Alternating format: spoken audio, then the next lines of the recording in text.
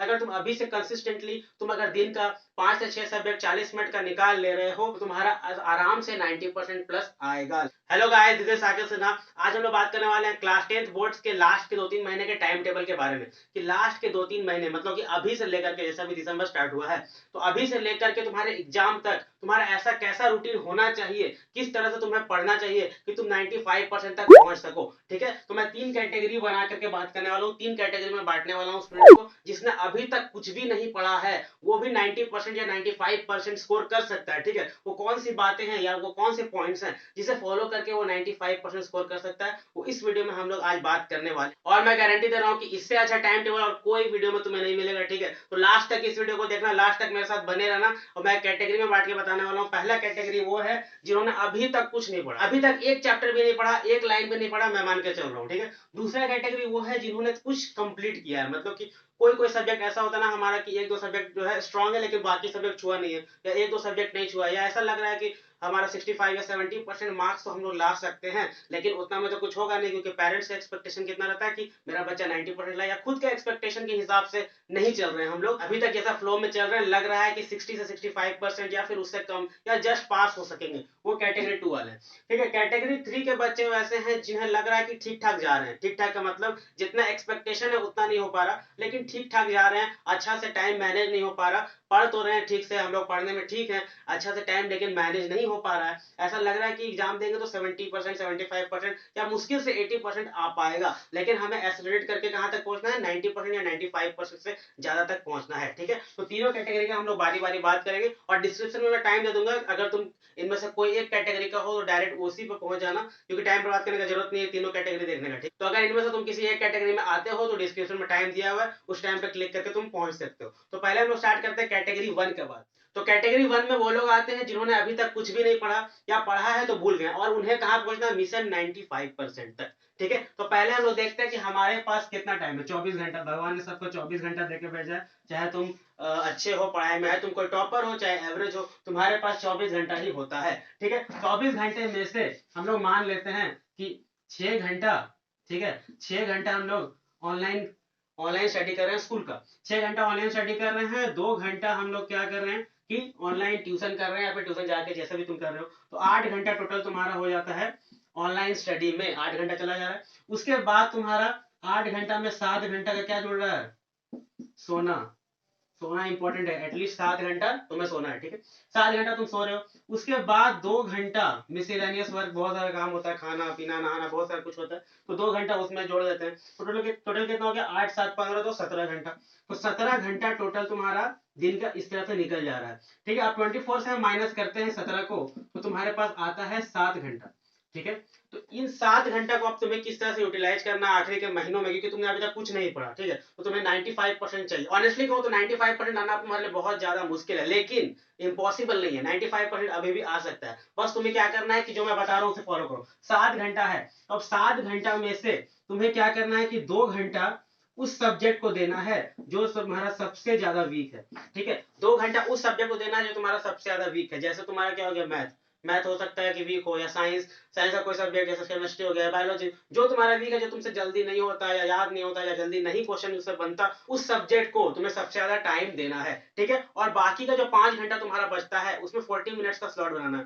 40 minutes करके बाकी के सब्जेक्ट पढ़ने हैं, हर एक सब्जेक्ट को 40 मिनट देना है। ठीक है, उसके बाद 5 या 10 मिनट का ब्रेक लेना है, फिर 40 मिनट दूसरे सब्जेक्ट को देना है, और 40 मिनट ज्यादा नहीं पढ़ना। मान लो तुमने 40 मिनट्स कोई चैप्टर को 2 या 2.5 पेज ही पढ़ा, लेकिन उन 40 मिनट्स में से 35 मिनट्स हम वो 2.5 पेज पढ़ने में लगाएंगे और 5 मिनट वो पेज का रिवीजन करेंगे कि हमने पढ़ा क्या था। ठीक है, तो इस तरह से ज्यादा टाइम तक याद रहेगा। और 40 मिनट पढ़ लिए, 40 मिनट पढ़ने के बाद क्या करना है, 5 मिनट से 10 मिनट का ब्रेक लेना। ब्रेक में क्या करना है, दोस्त से बात कर लेना, म्यूजिक सुन लेना या टीवी देख लेना, मूड फ्रेश करना है, मतलब 5-10 मिनट में, ताकि पढ़ने का मूड बना रहे।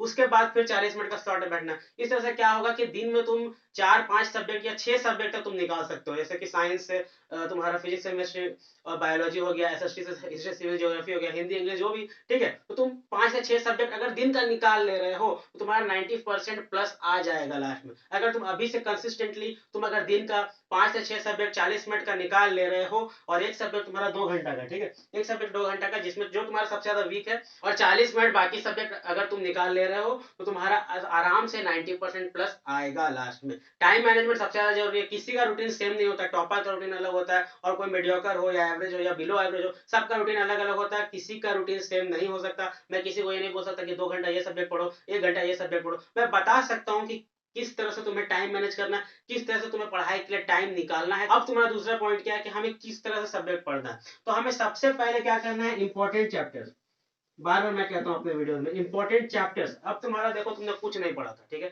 तो अब हमें वो सब चैप्टर्स पढ़ने चाहिए जिस चैप्टर से ज्यादा नंबर का क्वेश्चन आता है। फॉर एग्जांपल अगर मान लेते हैं कि मैथ में ट्रिग्नोमेट्री से ज्यादा नंबर का क्वेश्चन आता है, तो ट्रिग्नोमेट्री चैप्टर हम लोग पहले बनाएंगे। हम लोग ज्यादा टाइम किस में देने की कोशिश करेंगे, ट्रिग्नोमेट्री में, और उस चैप्टर को हम लोग कम टाइम देंगे, या उस चैप्टर को लास्ट में करेंगे जिस चैप्टर से कम नंबर का क्वेश्चन आता है। मान लो कि अब तुम मैच देख रहे हो और इंडिया टीम 47 ओवर खेल चुका है। अब 47 ओवर खेल चुका है, हमारे पास कौन बचा हुआ, हार्दिक पांड्या और अजिंक्य रहाणे। अब हार्दिक पांड्या और अजिंक्य रहाणे हम किसको भेजेंगे, हार्दिक पांड्या को भेजेंगे, क्योंकि हमें क्या करना है, ताबड़तोड़ खेलना है, हमें अब जल्दी जल्दी करने की कोशिश करना है। ऐसा नहीं करना है कि इनिंग बिल्डअप करना है कि अजिंक्य रहाणे को भेजेंगे। तो हमें क्या करना है, अब ताबड़तोड़ खेलना है, तो हमें पहले वो सब चैप्टर बनाने हैं, हमें अब जल्दी जल्दी करना होगा, 2-3 महीना बचा है, तो हमें वो सब चैप्टर बनाने हैं जिस सब चैप्टर से ज्यादा नंबर का क्वेश्चन आता है, ताकि हमारा ज्यादा नंबर आए, हम ज्यादा नंबर एक्सपेक्ट कर पाए कि हमारा पेपर में ज्यादा नंबर आ रहा हो, ठीक है। अब इंपॉर्टेंट चैप्टर्स में से क्वेश्चन कहां से उठाना है।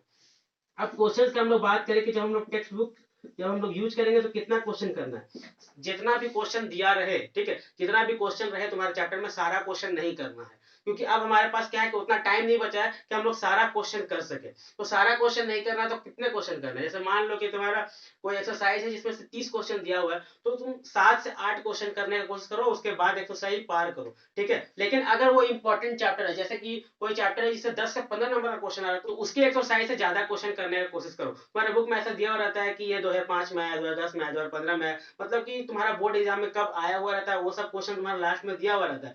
या फिर तुम चैप्टर वाइज प्रीवियस ईयर का बुक खरीद लो, उसी से देखो किस तरह के क्वेश्चन है, और उसी तरह के क्वेश्चन सॉल्व करो जिस तरह के क्वेश्चन तुम्हारा बुक में दिया रहता है, जिस तरह के क्वेश्चन एक्सरसाइज में। जो फालतू के क्वेश्चन होते हैं, बहुत ज्यादा हार्ड क्वेश्चन तुम्हारा बोर्ड एग्जाम में नहीं आता, बहुत ज्यादा हार्ड क्वेश्चन करने की जरूरत नहीं है, मीडियम और इजी लेवल का क्वेश्चन तुम्हारा बोर्ड एग्जाम में आता है, तो उसी तरह के क्वेश्चन तुम्हें सॉल्व करने हैं, उसी तरह के कुछ क्वेश्चन उठाने हैं, ठीक है। या फिर तुम्हारा क्लास में क्वेश्चन हुआ होगा, तुम्हारे टीचर ने कुछ क्वेश्चन कराए होंगे, वो सब क्वेश्चन बहुत इंपॉर्टेंट होता है, तो क्लास का जो क्वेश्चन हो गया वो सब हो गया, और टेक्स्ट बुक से जितना क्वेश्चन हो गया वो सब हो गया, क्योंकि सारा सब्जेक्ट को अभी तुम्हें मैनेज करके चलना है और तुम्हें अच्छा स्कोर भी करना है, ठीक है। तो सारा क्वेश्चन हम लोग नहीं कर सकते, लेकिन रिलेवेंट क्वेश्चन करेंगे, जिस तरह का क्वेश्चन एग्जाम में पूछा जाता है बिल्कुल उसी तरह का क्वेश्चन अभी हम लोग करने का कोशिश करेंगे, ठीक है। अब हो गया तुम्हारा इंपॉर्टेंट चैप्टर्स, हो गया टेक्स्ट बुक से हम लोग इंपॉर्टेंट क्वेश्चंस कर लेंगे। अब इंपॉर्टेंट क्वेश्चंस करने के बाद हम लोग कहां पे आएंगे, प्रीवियस ईयर पे। प्रीवियस ईयर क्वेश्चन जो होता है, प्रीवियस ईयर क्वेश्चन जो होता है वो बहुत बहुत बहुत इंपॉर्टेंट है।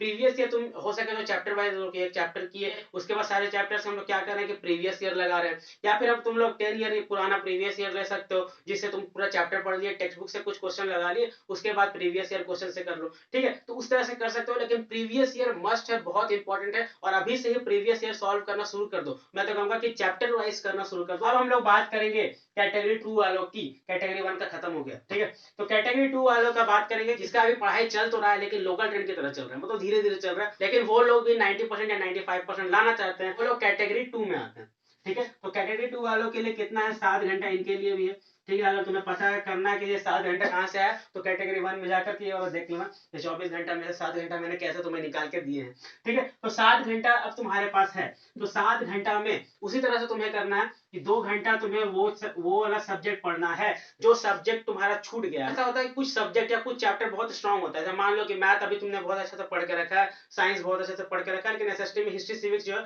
अच्छा से नहीं पढ़ के रखा है, हिस्ट्री का सारा चैप्टर अभी तुम्हारा बाकी है। तो अब तुम्हें 2 घंटा, 7 घंटा में से 2 घंटा, मिनिमम 2 घंटा, ठीक है, हिस्ट्री को देना चाहिए। जो चैप्टर या जो सब्जेक्ट तुम्हारा छूटा हुआ है उसमें अब तुम्हें मेहनत करना है, ठीक है। और बाकी का जो 5 घंटा बचता है, बाकी का जो 5 घंटा बचता है वही 40 मिनट्स के टाइम स्लॉट में तुम्हें चलना है। 40 मिनट का टाइम स्लॉट बनाना है, उसमें से 35 मिनट तुम्हें पढ़ना है और 5 मिनट जो पढ़ा है उसका रिवीजन करना है, ठीक है। तो 40 मिनट को एक सब्जेक्ट को दोगे, 40-40 मिनट करके अगर दोगे तो 5 से 6 सब्जेक्ट तुम्हारा निकल जाएगा, ठीक है। मान लो कि 5 सब्जेक्ट तुम्हारा फिजिक्स, केमिस्ट्री, बायोलॉजी, मैथ और हिस्ट्री सीरीज निकला, ठीक है, और दूसरे दिन अगर तुम दूसरा सब्जेक्ट पढ़ लेना, तो इस तरह से करके तुम पूरा वीक में हर सब्जेक्ट को तुम अच्छे से निकाल सकते हो। और अगर तुम एक दिन में 5 से 6 सब्जेक्ट निकाल ले रहे हो 40-40 मिनट करके ही, और एक सब्जेक्ट तुम 2 घंटे का निकाल ले रहे हो जो तुम्हारा अभी तक छूटा हुआ है, या फिर तुम जिसमें वीक हो, तो तुम गारंटी में दे रहा हूँ कि बहुत अच्छा नंबर आएगा, 90%, 95% बहुत आसानी से आएगा। ठीक है, अब इतना कर ले रहे हैं हम लोग, 35 मिनट का पढ़ रहे हैं, 5 मिनट रिवीजन कर रहे हैं, लेकिन उसके बाद 5 मिनट का ब्रेक भी लेना है। 40 मिनट का स्लॉट में बैठोगे तो 5 मिनट का ब्रेक भी लेना है, 5-10 मिनट ब्रेक लेना है, मूड फ्रेश करके आना है, म्यूजिक सुनना है, बात दोस्त से बात कर सकते हो, लेकिन केवल 5 से 10 मिनट, ठीक है। उसके बाद फिर 40 मिनट का स्लॉट में तुम्हें बैठ जाना है। तो मैं पॉइंट कह रहा हूँ, अगर तुम उसे फॉलो करते हो आखिर के 2-3 महीना, तो बहुत अच्छा परसेंटेज तुम्हारा आएगा, जितना चाह रहे हो उतना आराम से आ जाएगा। ठीक है,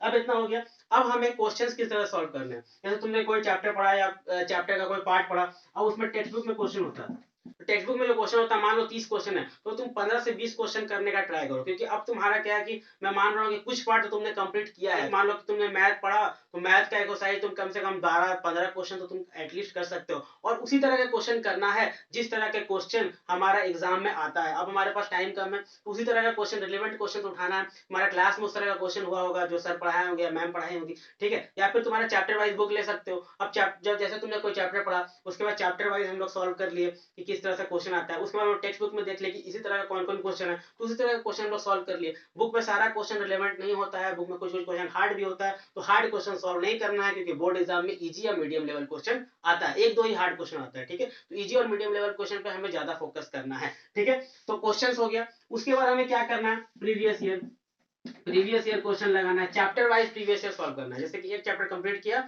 उसके बाद हमें क्या करना है कि उस चैप्टर का हमें प्रीवियस ईयर क्वेश्चन सॉल्व करना है। प्रीवियस ईयर क्वेश्चन के बाद अगर इतना हो जाए, उसके बाद लास्ट में तुम्हारा सैंपल पेपर लास्ट में सैंपल पेपर खरीदना। अगर तुम्हारा प्रीवियस ईयर क्वेश्चन भी तुम्हारा जितना भी प्रीवियस ईयर 10 ईयर का कंप्लीट हो जाए, उसके बाद इतना कर लोगे, मोर देन एनफ होगा। ठीक है, मैंने रिवीजन का बात नहीं किया था कैटेगरी 1 में भी।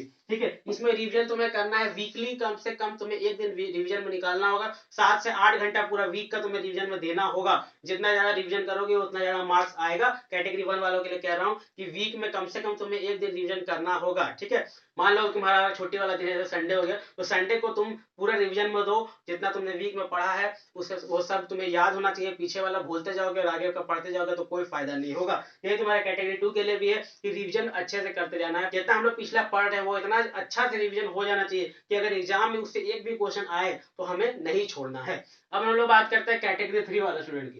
कैटेगरी 3 का मतलब क्या है कि अभी हम लोग का अच्छा चल रहा है, मतलब 70%, 75% या 80% तुम एक्सपेक्ट कर रहे हो कि स्पीड से जाओगे तो 70 से 75% तुम्हारा आसानी से आ जाएगा। ठीक है, लेकिन तुम्हें कितना स्कोर करना है, 95% स्कोर करना है। तो तुम्हारे पास भी 7 घंटे का समय है। अभी 7 घंटे मैंने कैसे निकाले, ये कैटेगरी 1 में जाकर के तुम देख सकते हो। ठीक है, कि 7 घंटा मैं कैसे बोल रहा हूँ कि तुम 7 घंटा किस तरह से निकाल सकते हो दिन का। तो 7 घंटा तुम्हारे पास है, और तुम्हें क्या करना है कि अब 40 मिनट्स टाइम स्लॉट में पढ़ना है। 40 मिनट्स का स्लॉट में तुम्हें पढ़ना है। 40 मिनट या 45 मिनट तुम कर सकते हो। एक सब्जेक्ट को अगर तुम 45 मिनट दे रहे हो तो तुम्हारा सारा सब्जेक्ट एक ही दिन में निकल सकता है। और सारा सब्जेक्ट तुम एक ही दिन में अगर तुम पढ़ ले रहे हो, या मैक्स टू मैक्स तुम्हारा एक ही सब्जेक्ट छूट रहा है लेकिन तुम बाकी सारे सब्जेक्ट एक ही दिन में कर ले रहे हो, मैं गारंटी दे रहा हूँ कि तुम्हारा 95% आएगा। अगर पढ़ रहे हो तुम 70 से 75% तुम एक्सपेक्ट कर रहे हो, तो तुम लास्ट में अगर 3 महीना खींच के तुम 20% अपना बढ़ा सकते हो। 95% तुम कर सकते हो मेहनत करके। ठीक है, तो मेहनत करना, तुम्हें 40 मिनट का टाइम स्लॉट में पढ़ो, और तुम्हें क्वेश्चन किस तरह सॉल्व करना है। अब तुम कोई चैप्टर पढ़ोगे तो टेक्स्ट बुक का तुम्हें मैक्सिमम क्वेश्चन सॉल्व करने का कोशिश करना है। जितना भी क्वेश्चन दिया हुआ है, हार्ड क्वेश्चन बस तुम्हें नहीं करना है, मैक्सिमम क्वेश्चन सॉल्व करने की कोशिश करना है। और चैप्टर वाइज तुम्हारा प्रीवियस ईयर जो क्वेश्चन होता है वो लगाना है। चैप्टर एक पढ़ लिया, उसके बाद तुम्हारा जो चैप्टर वाइज प्रीवियस ईयर होता है वो बना लेंगे, और उसी तरह के क्वेश्चन जिस तरह में टेक्स्ट बुक में दिए हुए हैं, और मैक्सिमम क्वेश्चन करना है, कोर्स करना है। मैं मान के चल रहा हूँ कि तुम्हारा बहुत सारा पार्ट अभी कंप्लीट हो चुका है। ठीक है, और रिवीजन करना है, रिवीजन बहुत ज्यादा होना चाहिए। ठीक है, हर 3 दिन 4 दिन 5 दिन पे तुम्हारा रिवीजन होना चाहिए, तुम पुराना पढ़ रहे हो। इस तरह से क्या होगा कि बिल्कुल तुम्हारा स्ट्रांग हो जाएगा सब्जेक्ट, या जो चैप्टर तुम पढ़ रहे हो बहुत ज्यादा स्ट्रांग हो जाएगा, और एक भी क्वेश्चन से नहीं छूटेगा। जो नहीं पढ़ो कोई बात नहीं, उससे क्वेश्चन तो नहीं बनेगा, लेकिन जितना तुम पहले पढ़ चुके हो अगर उससे क्वेश्चन छूटा तो बहुत खराब लगता है, क्योंकि उसमें तुम मेहनत कर चुके हो। तो जो मेहनत कर चुके हो उससे क्वेश्चन नहीं छूटने के लिए तुम्हें फ्रीक्वेंट रिवीजन लगातार करना होगा। ठीक है, उसके बाद तुम्हें क्या करना है, रिवीजन भी हो गया, उसके बाद अब तुम्हारा प्रीवियस ईयर क्वेश्चन भी तुम लगा लिए चैप्टर वाइज। ठीक है, उसके बाद तुम्हें क्या करना है कि सैंपल पेपर खरीदना है। और सैंपल पेपर बढ़िया वाला खरीदना है, ऐसा नहीं खरीदना है कि जो बहुत ज्यादा जिसमें हार्ड क्वेश्चन रहे, ठीक है। फेमस सैंपल पेपर खरीदना है, वो तुम्हारे टीचर बता देंगे कि तुम्हें कौन सा सैंपल पेपर खरीदना है। तो सैंपल पेपर लगाना, इतना अगर हो जाए तो पूरा कंप्लीट हो जाए, चैप्टर वाइज प्रीवियस ईयर भी हो जाए, टेक्स्ट बुक का सारा क्वेश्चन भी हो जाए, उसके बाद तुम अगर सैंपल पेपर करते हो 95% या उससे ज्यादा बहुत आराम से आएगा। और इतना जो है ना मोर देन एनफ होगा। बहुत सारे क्वेश्चन होता है जो रिपीट करता है बोर्ड, या एक ही टाइप के क्वेश्चन में डेटा चेंज कर करके देते रहता है, या घुमा घुमा के पूछते रहता है, उसी टाइप के क्वेश्चन तुम्हें अभी करने का जरूरत है, ठीक है। तो मैंने तीनों कैटेगरी का बात कर लिया है, और अभी से तुम्हें बस मैं जो कह रहा हूँ वो सब पॉइंट तुम्हें फॉलो करना है, स्पेशली उनके लिए जिनका अभी तक कुछ भी कंप्लीट नहीं हुआ है, या उनके लिए जो अभी तक एवरेज चल रहे हैं लेकिन बहुत अच्छा मार्क्स लाना चाहते हैं, उनको कैटेगरी 2 में मैंने रखा है। और जिस तरह से मैंने कहा है, अगर उस तरह से तुम पढ़ोगे तो पक्का तुम्हें सक्सेस मिलेगा, जितना परसेंटेज तुम स्कोर करना चाहते हो। और अगर तुम्हें कोई प्रॉब्लम हो या सजेशन हो तो तुम कमेंट बॉक्स में दे सकते हो, फिर मेरे पर्सनल इंस्टाग्राम पे तुम मुझे मैसेज करके पूछ भी सकते हो। मैं तुम्हारे लिए हमेशा अवेलेबल हूँ, अभी से लेकर के बोर्ड एग्जाम तक। तुम्हें कोई भी प्रॉब्लम हो क्लास 10 से रिलेटेड तो तुम मुझे पूछ सकते हो, या कोई सजेशन हो तो तुम मुझे कमेंट बॉक्स में दे सकते हो। और लाइक का क्या हो, तुम लोग कर दोगे, लाइक और सब्सक्राइब करके जाना, ठीक है। तब मिलते हैं अगले वीडियो में, बाय बाय।